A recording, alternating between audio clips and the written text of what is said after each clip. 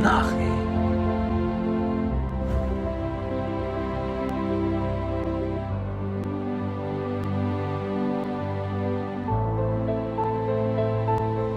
Cuando rastreamos nuestro linaje espiritual a los primeros siglos, encontramos en la iglesia cristiana una religión que no era popular. Muchos de los cristianos en los primeros siglos pagaron un alto precio por su fe con sus vidas. El Coliseo de Roma se encuentra hoy como un testamento de este hecho. Bajo una Roma la iglesia cristiana luchó, pero una cosa era segura. La intensidad de la persecución mantuvo a la iglesia libre de ser cristianos nominales y tibios. Si tú eras un cristiano, tenías que dar el todo por el todo, no había término medio. Pero en el siglo IV, un acontecimiento llegaría y cambiaría todo dramáticamente. La conversión de Constantino cambió el curso de la historia para toda la cristiandad y las raíces que nos traen hasta aquí en York, Inglaterra. En el año 306 después de Cristo, Constantino fue declarado emperador aquí.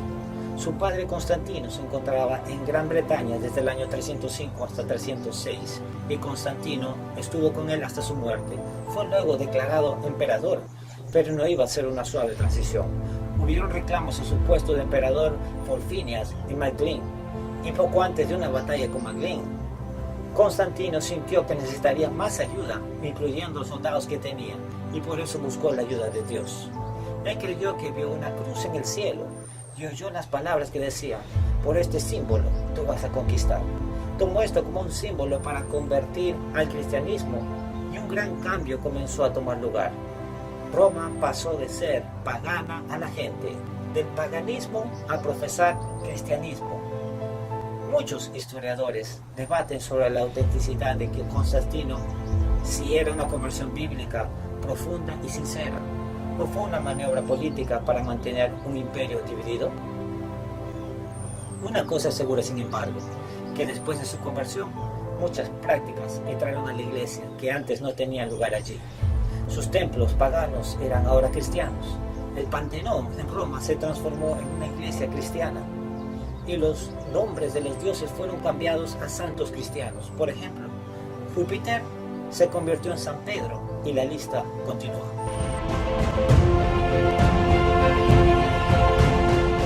Mientras que algunos estaban felices por estos cambios y más tranquilos porque ya no había persecución en su nueva condición de cristianos, había muchos entonces cristianos en toda Europa que se resistieron a estos cambios. Para ellos la persecución continuó fuera de las líneas de la iglesia. Estos eran cristianos que seguían manteniendo la pura fe apostólica que les fue transmitida durante años. Eran grupos de personas que quedaron dispersos sobre toda Europa, en el norte de Italia, en el sur de Francia, la iglesia celta aquí en Gran Bretaña y en otros lugares. La Biblia se refiere a ellos como la iglesia en el desierto, en el capítulo de Apocalipsis 12, versículos 6 y 14. No siempre fueron los más grandes, no siempre fueron los de mayor cantidad, pero Dios siempre tendrá un pueblo que será fiel a Él y que será fiel a su palabra. Así que a este punto de la historia, dos ramas de la iglesia surgirían: los reconocidos por la iglesia popular, aquellos que comprometieron el mensaje, y luego los perseguidos, a menudo el grupo más pequeño, pero la iglesia pura. La pregunta para nosotros hoy es: ¿cuál de los dos grupos nosotros pertenecemos? No seamos parte del grupo que compromete la verdad por la popularidad. Podemos ser fieles a Dios y a su palabra sin importar la situación en la que nos encontremos.